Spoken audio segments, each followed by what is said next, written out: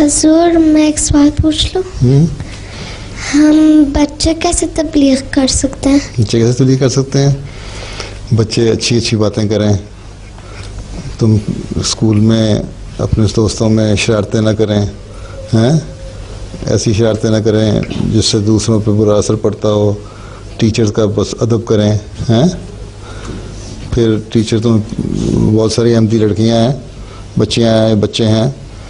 Teacher कहते हैं कि ये अहमदी बच्चे जो है ना, इनका कैरेक्टर बड़ा अच्छा है, ये बहुत ज़्यादा अदब करते हैं, रिस्पेक्ट करते हैं अपने टीचर्स की, हैं? स्कूल में लड़ते नहीं, पढ़ाई में बहुत अच्छे हैं। इसका असर पड़ता है फिर टीचर्स पे भी और दूसरों पे भी। वो फिर कहते हैं तुम कौन हो? फिर तुम बताओ हम अहमदी हैं।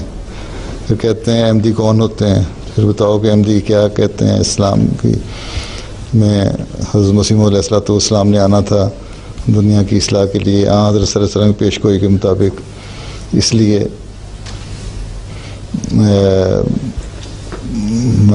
हम उनको मानते हैं और उन्होंने हमें कहा अच्छी अच्छी बातें किया करो।